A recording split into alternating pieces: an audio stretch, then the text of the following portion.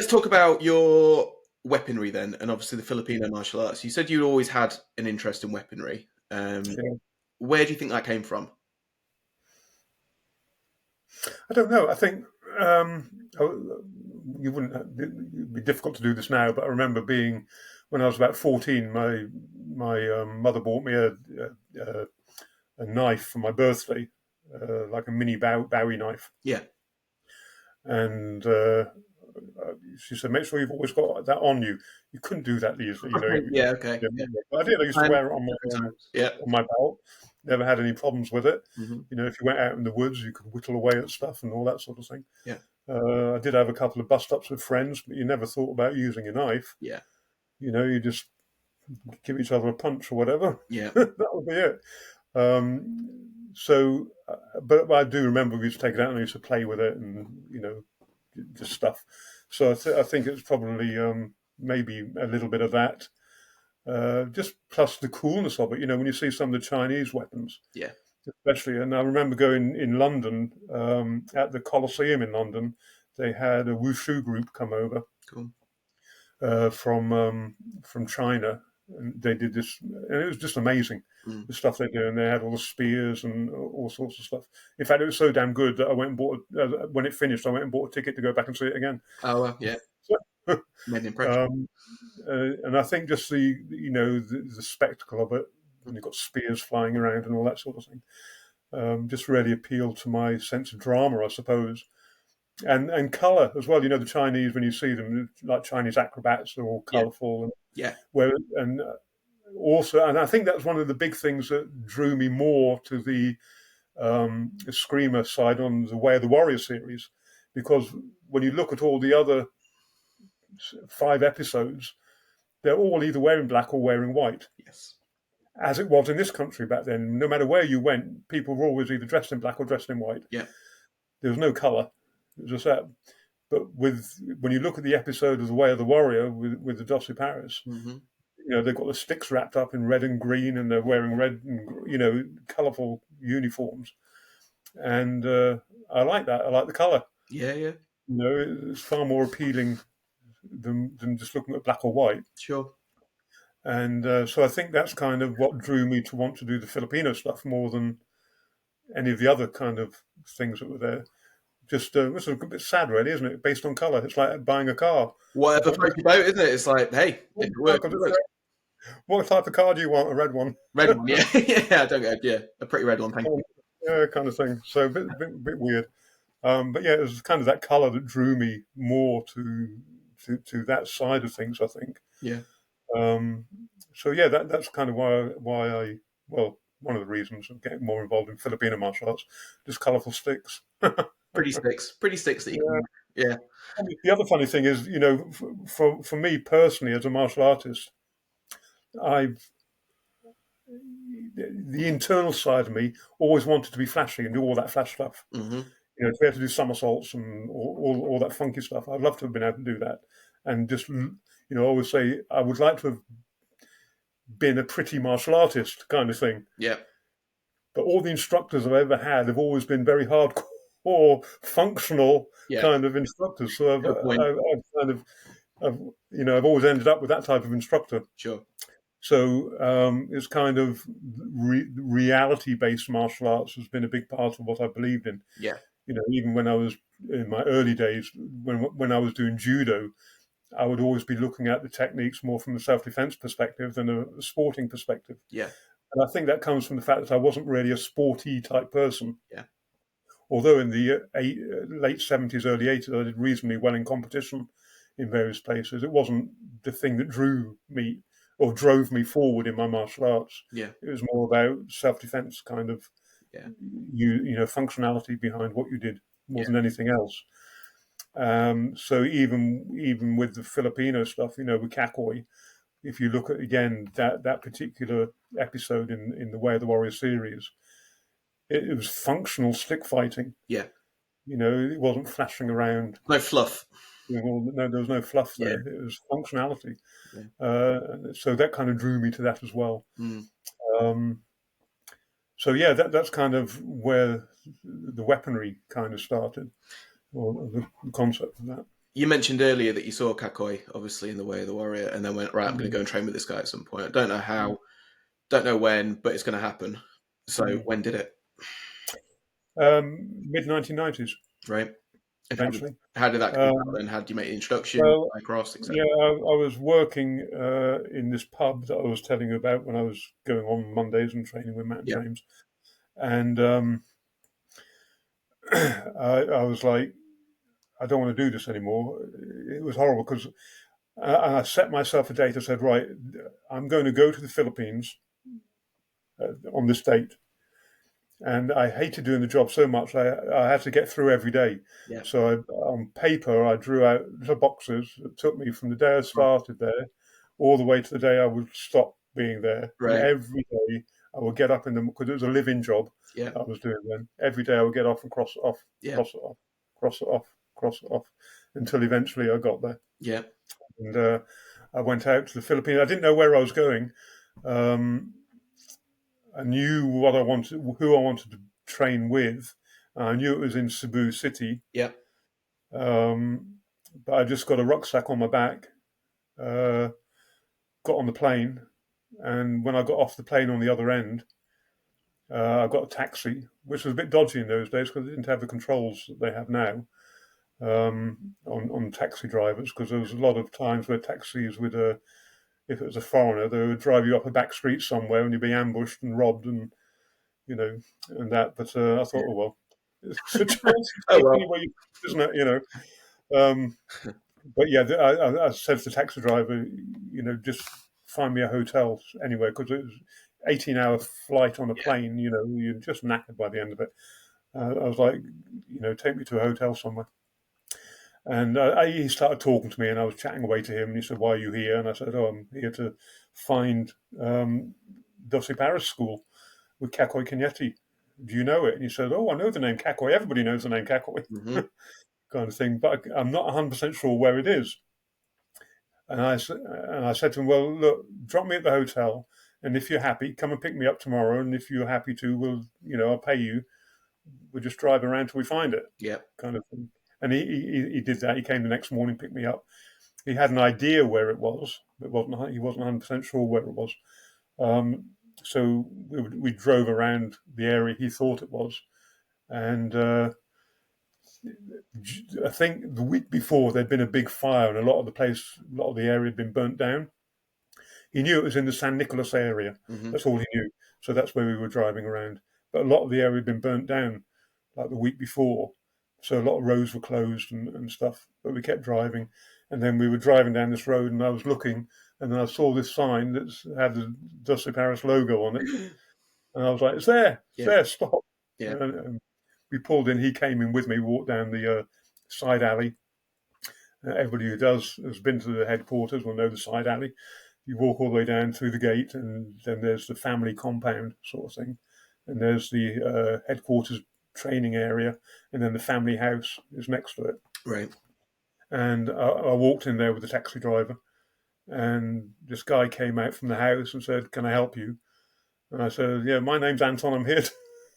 I'm here from the UK. I want to learn a screamer under Cacoy." And he said, "Oh, Papa's in the UK at the moment." No, funnily enough, the time I got there, Cacoy had come over to the UK with Andy Gibney. Yeah. To do a seminar. So that was funny. And he said, "My name's Dennis. I'm Cacoy's son. Right. I run the headquarters here for him when he's not here because Cacoy used to spend like 6 months in the States, in California, and then 6 months or so back in the Philippines, or doing his traveling, teaching." But he said, how long are you here for? I said, as long as it takes, because I didn't have any other plans. Cool. I said I'd saved up like £5,000. Yeah. And it was out in the Philippines especially back then. Yeah. Lasts a long time. I was like, however long it takes. He said, "Well, I'll contact John. He's our world champion. And I'll see if he's happy to come and see you tonight. Come back this evening." Cool. So I went back to the hotel I was staying, which, funnily enough, it was in an area called Lebangon, which isn't too far away from where the headquarters is. Right. Okay. Um, so the Jackie Rand pension house it was, that was run by an old guy. He was a lovely old guy. He was so funny, such a funny guy. Sadly, he's passed away now as well. But I had a good time staying there. It's funny. Some funny stories. Right. But I digress on that a little bit. But what I used to do is a couple of the first that night I met John basically, and he said, Sir Dennis has asked me to come and see you. I hear you want to train. I was yes. He said, when can you start? I said now. Yeah. So maybe tomorrow morning. Okay. So I went back to the hotel. And I thought, if I'm going to travel in by taxi every day, I'm going to run out of money fairly soon. So I thought I'd just walk in. I know what route the taxi takes. Yeah. So I used to walk in and walk home every day because it wasn't that far. It's about a half an hour walk. And I used to do that. And yeah, so that first session with John was really, because John was really young back then as well. And he was kind of in his discovery phase of things and his early teaching phase. Yeah. And I got on really well with John, and he lived right outside where their little house was, kind of overlooked the headquarters training area. Okay. Yeah. And he had Cece as his partner back then, and she would sometimes peer over the wall and see what we were doing. Yeah. And I'd go hi. And one day she invited me to have dinner. John came and said, Cece's invited you to come and have dinner if you want.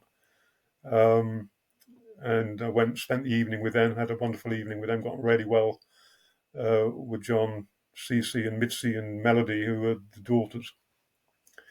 And I kind of half moved in with them pretty much. Right. I'd be there more than I was at the hotel. Sure. And, and I just trained with John every day. He was doing a horrible job. He was living working in a hotel in the basement of a hotel, and his job was to turn water on and off when it was needed. Oh, really? And I remember saying to him one day, "How much do you get paid to do that?" And he told me, he says, "I can pay you more just to come and teach me." Mm-hmm. And that's kind of what he did for the time I was out there. He gave that up and just taught me. Perfect.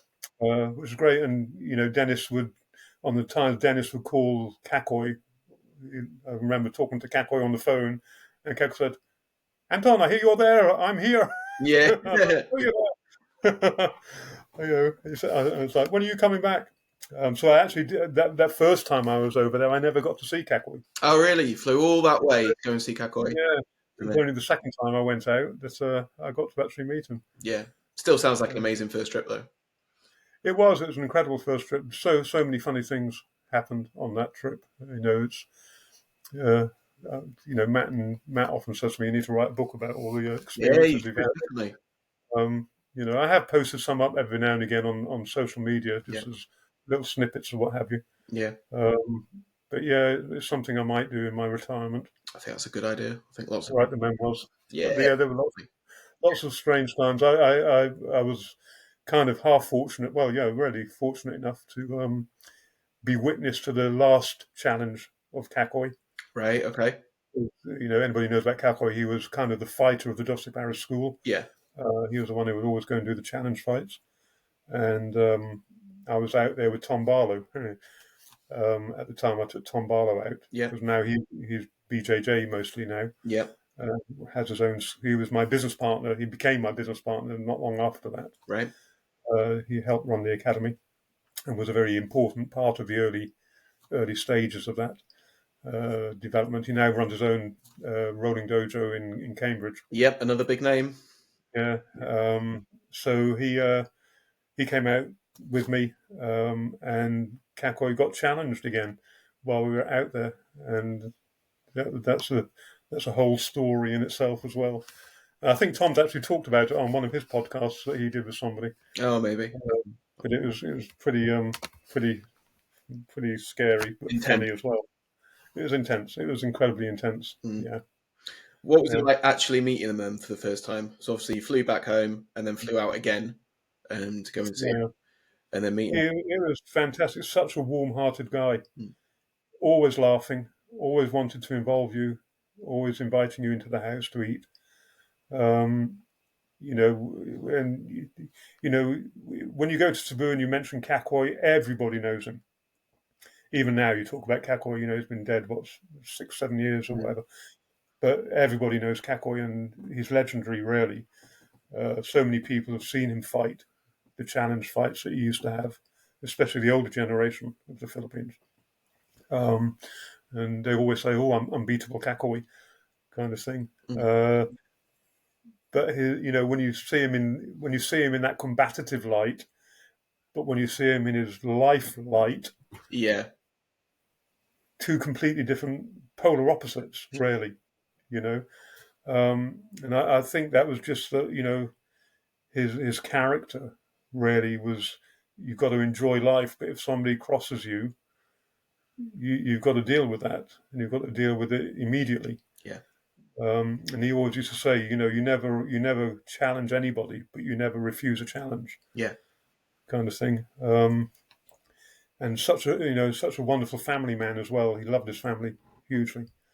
I was also, sadly, this is one of the sad occasions, I was also out there when his wife, Herminia, died, which was very sad because she died on her birthday. Oh. And I remember we were all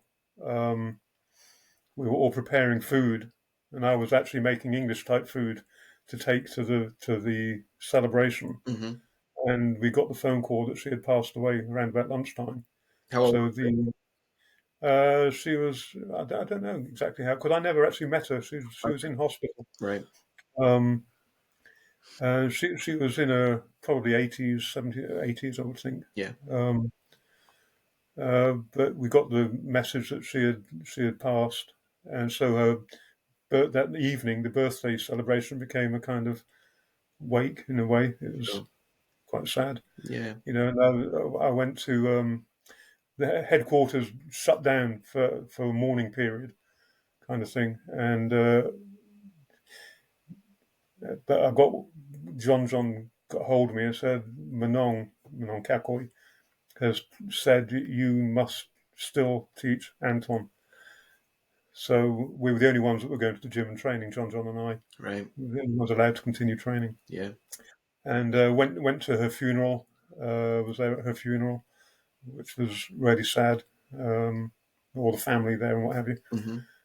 But it gave me a kind of really deep insight into the family life of the Cañetes, not just the kind of martial art life. Sure. And I got to sit down with, when you're at the, because they do this like every day, people are at the church paying their respects. And I'd sit down and we'd chat with some of the old timers from the headquarters. So I got a lot of the old stories from Cacoy's early days and how he would train and how they would train with him, and the challenges that he had and what have you. So I kind of got a really deep insight into more of a personal side to his life. Quite an intimate insight. Which was really, really nice as well. Yeah. And then you get on the mat and he'd kill you. They'll beat you up with a stick. Yeah. What did you kind of get from the Philippines then? Like technique-wise, concept-wise, family-wise? Well, yeah. So I'd been training Filipino martial arts, obviously, before I went there. With Phil and Jay and what have you. I did a couple of Inner Santos seminars and what have you when he came over. And the biggest thing I got from it, because Cacoy's was a close quarter system, and and very tactile. It's very hands-on stuff, and especially with his side of it of a Escrido as well. So you're getting all the throwing and the locking taken from jiu-jitsu and judo within the context of stick work as well. And the thing that struck me the most was that I didn't realize then that you could actually spar this stuff. You could actually fight with this stuff. It wasn't all drill based. Yeah. And you were right close to each other where you could touch the person rather than having this separation. So, the things like sombrada drill and all of that kind of thing, they're kind of drawn apart. Yeah. It closed that gap hugely and became incredibly functional rather than drill-based, Yeah. Stuff. And what I learned is that a lot of the disarms, for example, that you generally learn in Filipino martial arts, how you make those work at close range, not at this range. At this range, it's very easy because you've got space. Yeah. At this range, you haven't got space. You can't see what's happening. You have to rely on tactile sensitivity. Yeah. So my biggest thing was that although I knew a lot of stuff, it was kind of out of context. Mm-hmm. So really doing the Cacoy system brought the whole thing together for me and gave me the context behind everything within the concept of stick sparring. Sure. So that was the biggest thing, really. And again, it was the blending of things, the ability to be able to lock and to be able to throw, even kicking and punching is included in that range. Yeah. So again, it was very, and as Danny Nisanto used to say about Cacoy, Cacoy was the Bruce Lee of the Philippines, really. Cacoy was mixing stuff. Bring it all in. Which again was frowned upon because he was mixing Japanese styles, which, the relationship between the Filipinos and the Japanese isn't great because of the war, but he would always say, you don't ignore how your enemy fights. You need to know how your enemy fights if you're going to face them. Mm-hmm. So he had no problem with learning the Japanese stuff as well, and saying if you want to beat the Japanese, I mean, it wasn't a racist kind of thing or anything. It was just,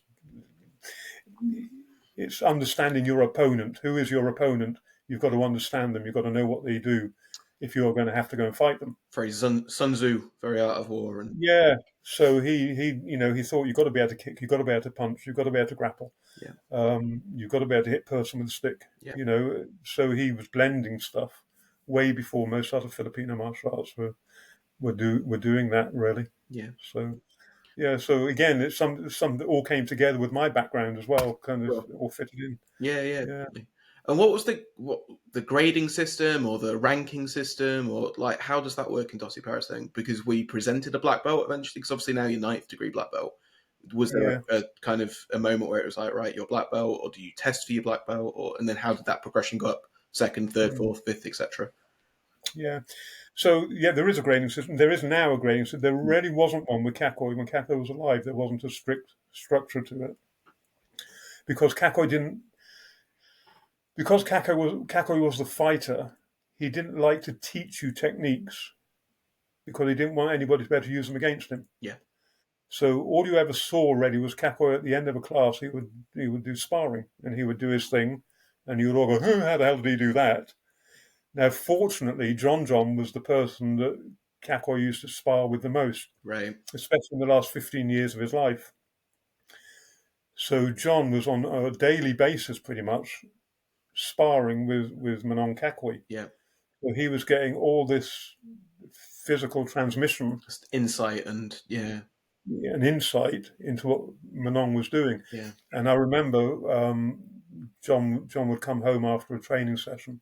I was living with them all then. And I'd be watching the TV in the house or something. He'd come home and he'd say, Anton, come out. And we'd go out into the garden area. And he'd be trying out what Cacoy had done during his sparring session and kind of experimenting with it. And I would just go with him and let him do stuff on me because he was just trying to go through what had happened with Manon, sort of thing. So I was kind of really privileged in that sense to have that kind of area or that time in training with John. So go back to your question. I forgot what your question was. The ranking system and being like yeah. So Manon didn't really have a strict ranking system. He would award grades when he thought you were ready for them. Yeah. And a lot of people were questioning him on that, and he would say, when you wear a belt, you are judged by your peers. If you can stand in line with peers of the same grade and hold your own, that's the test. Yeah. So it doesn't matter what grade I give you. Yeah. It can be anything. Yeah. You're the one who's got to wear it. You're the one who's got to prove it. Yeah. That is your value. So, and that's kind of how he saw, because he was a fighter. You know, it was like, if you didn't fight, he often used to say, if you do not spar, if you do not fight, you may as well leave Dos Paris. Yeah. Because that's what we do. Yeah. That's how we test our skills. Yeah. And the belt you wear around your waist doesn't matter. Yeah. When you spar, you've got to be able to, you're either going to beat the person or you're not going to beat them. Yeah. That's where the test comes. Not in, do you know technique 1, technique 2, technique 3. You see?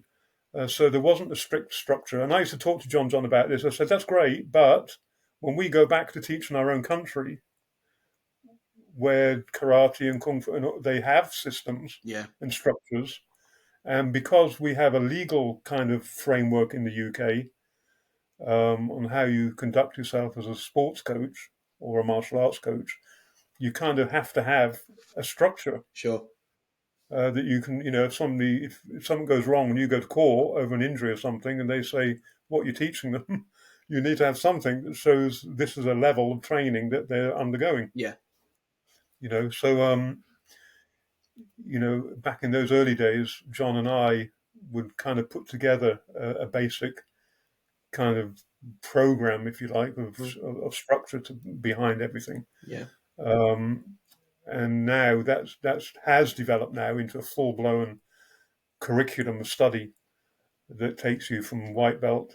They don't have very many belts in the Cacoy system. You start off as a white belt, then you go to green belt, and then you have 3 levels of brown belt and then black. Okay. So it's very much like BJJ kind of thing. Yeah, there's some similarities there. Yeah. And there's a similar concept behind it. Yeah. That if you can't spar, yeah, you aren't anywhere within a structure. You aren't in a system. Yeah. Kind of thing. So it's all pretty much your ability in sparring that counts more than anything else. Yeah. That's changed now, and there is a curriculum of study that you have to fulfill to get through up to your black belt level and then beyond. In terms of how did I, like when they said to me, okay, we're going to test you for Grandmaster rank. Well, they didn't really even say that. John just gave me the hint one morning. He said, Manong's going to check you out, sort of thing. Yeah. And I was like, oh, okay. I didn't know what grade he was going to present. I mean, I was, what grade was I? I was 6th or 7th degree black belt under him then. I was master level, which he presented to me years and years before. So I thought, I don't even know what I'm going for, really, And we did our training session, and at the last half hour of it, Manong got everybody to sit down. He said, Anton, up, John, up. And it was half hour sparring with John. It was just sparring. And it was a fantastic sparring session that we both had. We ended up on the ground, grappling on the ground with stuff. I remember John getting me in a choke with a stick when we were on the ground, and I managed to get my finger in, which gave me a bit of an airway so I could get myself out of it, and then we were back up on our feet and sparring again. Manon Cacoy, as always, was sat at the side laughing his head off at different things, and at the end of it, he presented me my 9th degree. Amazing. It must have been an incredible moment. And it was an incredible moment because it wasn't too many years after that he passed on. Yeah. So it was a privilege to have had him present the grade to me, but also for me to have had to prove to him that I had the ability to meet the criteria that he thought was worthy of grades being presented. Yeah. Kind of thing. So that was a very special day and a special moment. Yeah. I can imagine. Yeah, good memories, right? Yeah, very good. Yeah. Very good. So now you obviously run your own full-time place in Plymouth at the Masters Academy. You've trained coaches that have then become, quite big names in themselves, as we spoke about, Matt Chapman, Tony Davis, Tom Barlow, etc. What do you see as some of the most important things about being an instructor, a coach, a sensei, however you want to call it, a professor? we run our own internal coaching courses Okay. for our own coaches. Yeah. And one of the things I always say to them is that the biggest mistake most instructors make is that they teach classes for themselves, not for their students. Yeah. And you have to let go of what it is you want out of martial arts and find out what your student wants from their martial arts. And you're going to get loads of different answers. Yeah. They're all going to want something different. And you can't give everybody something different, not on a group basis. Sure. But what you can do is try and hit as many of those needs as you possibly can. And then, the way that I kind of get around that is I'll kind of hold, if I know people are into their martial arts purely for self-defense, then I'll try and run a seminar that is, I did some time ago, kickboxing for self-defense, Yeah. sort of thing, so that you can give them that thing that they're in it for, if they're specifically looking for. But don't make the mistake of just, because I remember the early days of teaching, and I know when I used to go and be taught that very often you were taught what the instructor felt like teaching that day, Yeah. rather than what you needed as a student. Yeah. And if the instructor was in a bad mood, you got a brutal class. Beasting. Yeah. Yeah, and and again, I never thought that was a very productive way of teaching. Mm-hmm. So I was kind of very curriculum orientated anyway, because I think because of the family all being teachers, you kind of have that. I like structure behind what I do. Sure. Which is why I found initially in the early days doing the Cacoy stuff, I found very frustrating because there wasn't that structure in place. Yeah. Yeah. So I kind of kept pushing for that to happen. I recognise that having a structure is also a limitation as well, because once you build a structure, you kind of get rigid to that. Stuck in it a bit. Yeah. And if you're not careful, you don't look outside of that structure. So it's kind of, you have to find that balance of all the time. So the structure is there to bring you back on track. Have the structure, break the structure, get the still explore outside of it, kind of thing.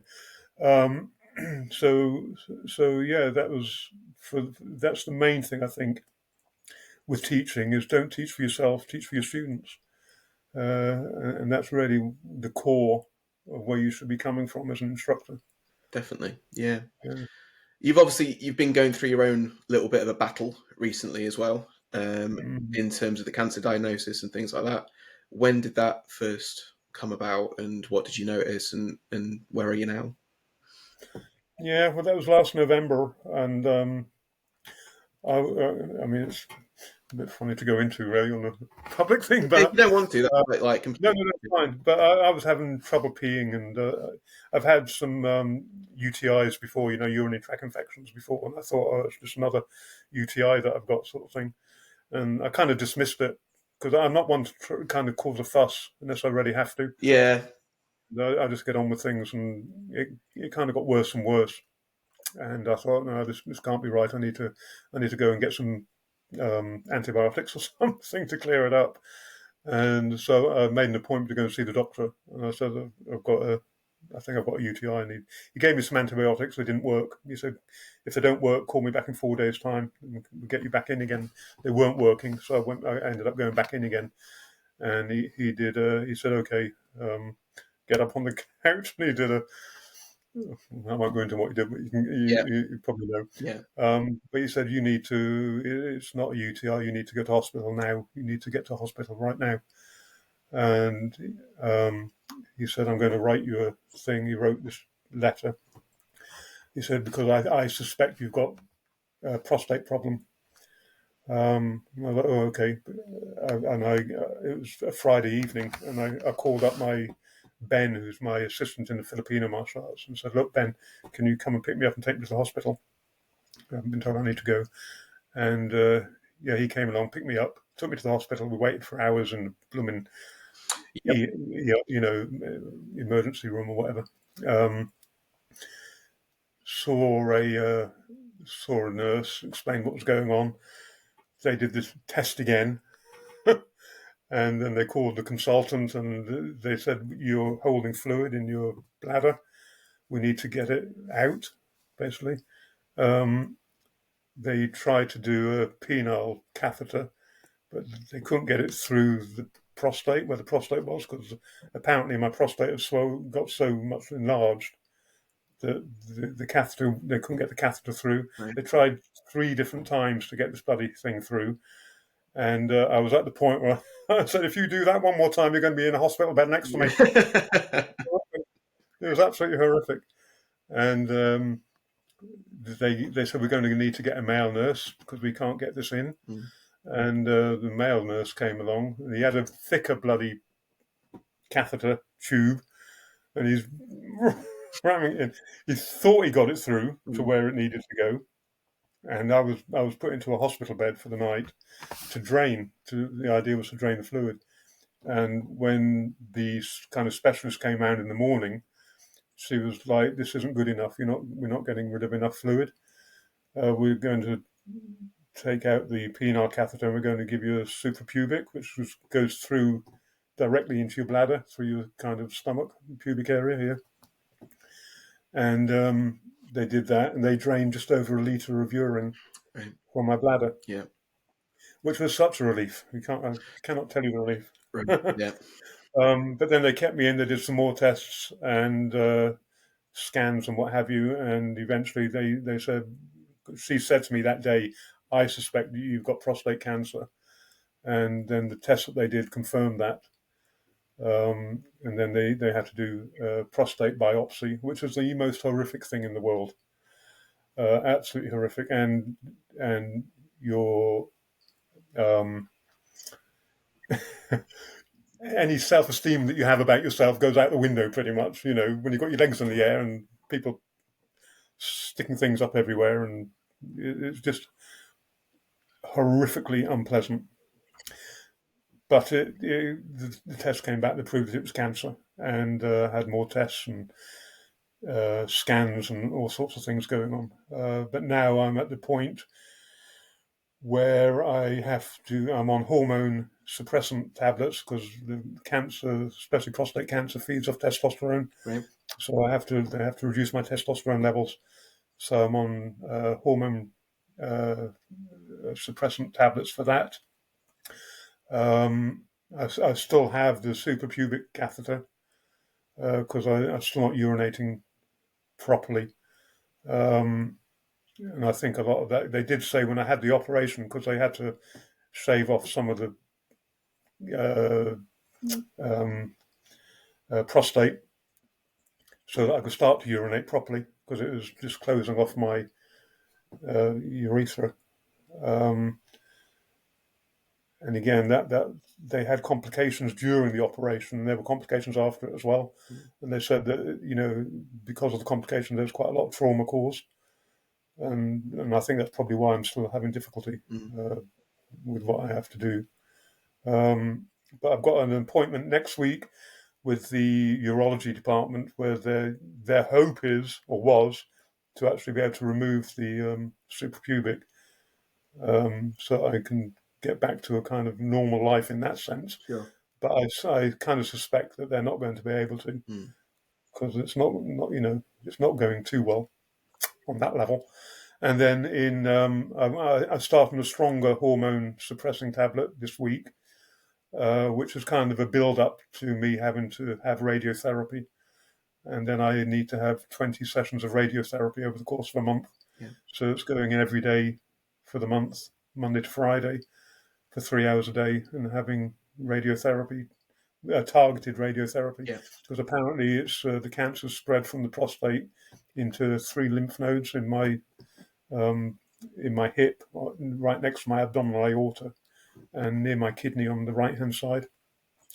So the good thing about radiotherapy, as opposed to chemotherapy, is that radiotherapy is very targeted and precise as to where it goes, whereas chemotherapy just kind of floods the whole body. Sure. So I have that in about 10 weeks' time or so. That starts once the hormone tablets, because the idea of the hormone tablets is to kind of get a stranglehold on the cancer a little bit before the heavy guns go in, and hopefully deal with it. But it's, I've had the catheter in since November, and so it's a long time. It's uncomfortable. Yeah, and it's something you have to keep your eye on, because sometimes you capture it and it pulls, and it's incredibly uncomfortable. Yeah. and really the whole process has been exhausting. Really, it's just the whole mind side of it and the physical side of it, and you're trying to run a business still. And I'm really fortunate that the team I've got behind me. I mean, the academy pretty much runs itself. Yeah. Again, because it's very process driven in that Yeah. sense. Because I'm always traveling to the Philippines anyway, I needed to set the academy up so that it could run without me. Yeah, sure. But now it's running without me for another reason. A couple of weeks ago, I went in because when it hit in November last year, I was actually about to go to the Philippines. I was going to the Philippines the following week, Mm-hmm. and it's a lucky job that I went into the doctor when I did and didn't just leave it another week, because had I been in the Philippines and this happened, I'd be in a bit of a mess, really, Mm, because healthcare in the Philippines is like America. You've got to pay for everything, sure. and it's not cheap No. by any sense of imagination. No. So the fact that we have this system here with the NHS is incredibly fortunate, and we're a very lucky country to kind of have that situation. Because when I look at, because John had a real bad problem as well some years back, Right. a couple of years back. He got cancer, and it took a worldwide effort to raise the money that he needed to cover medical expenses in the Philippines. Yeah. So I was really lucky to have not gone to the Philippines and it all to have happened here. Yeah. But obviously that meant I had to cancel my flight and Sure. everything else. So I'm hoping that once I've had the radiotherapy here, I can get back out again Yeah. for it's the World Championships in August. So my goal is to be well enough to get back out there for the World Championships. Will you be coaching there or spectating and just enjoying? Yeah, when I go, I usually referee and judge and what have you. I do that sort of thing. I teach at the headquarters when I'm out at the headquarters, Yeah. and get back out there, see my partner, because I've just bought a house out there actually Oh, uh, congratulations. with my partner, Yeah. but I haven't been able to see it yet because I've been stuck here, Yeah. sort of thing. So it'd be nice to do that and see everybody back in the Philippines again, Yeah, definitely. I'm sure. which is kind of where my spiritual home is, kind of thing. So You split your time, don't you? About 6 months, 6 months, roughly. yeah, generally I split my time over the year, Yeah. time over there, time over here. So again, this is the big thing about martial arts. It's given me, and I know talking to Matt and James and Tony and other people, Tom, the privilege of martial arts is if you can make a success of it, it gives you a lot of freedom to pursue other things in your life that you Yeah. want to do. You're not tied to a 9 to 5 job working for somebody else. No. And I mean, don't get me wrong, being self-employed, as you will know, has its fair share of its own problems. Yeah. Yeah. It's And, downs. the whole income situation in the UK isn't really very good for people who are self-employed. We don't get sick pay, or if I was in a normal job, what the hell would I be doing now? With this situation, Yeah. you'd be on SSP if your employer was good enough, Yeah. not to find a way of getting rid of you, Yeah. Yeah. kind of thing. So, we're very fortunate in many ways. But you have to work for that fortune. You can't, it is a lot of effort that you have to put in self-employed, especially in this kind of thing that we do. You've got to put a lot of effort, and because you're doing it for other people, although you're doing it for yourself in one sense, everything you do when you walk on that mat is trying to help other people build their lives in different ways Yeah. and solve problems that they have in areas of their life, kind of thing. So you have to kind of put all the problems you have to put to one side and focus on the needs of your student, Yeah. which is kind of a good thing and a bad thing at the same time. But it is what it is, isn't it? It is definitely. So yeah, I mean, the good thing about martial arts, it's taught me that, and everybody has their ups and downs in life. Mm. It doesn't matter who you are, you're going to have difficult times at some point in your life. But the great thing about martial arts, especially if you have competed, you learn that if you get knocked down, you've got to get up. Get back up again. You have two choices: stay down and lose, or get up and fight.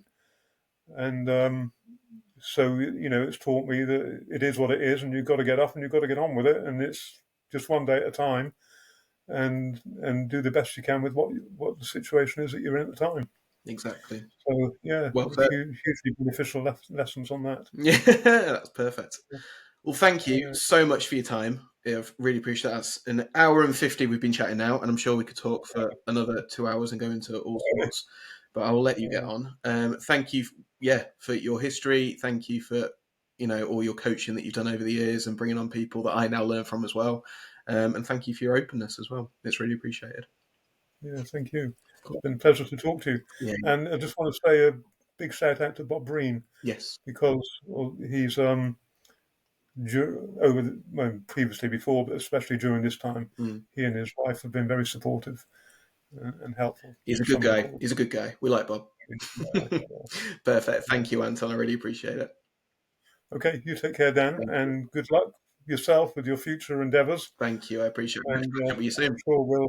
I'm sure we'll bump into each other at some point. Yeah, I'm sure I'll have to make a trip down to come and see you at some point very soon, I'm sure. You take good care. Thank you.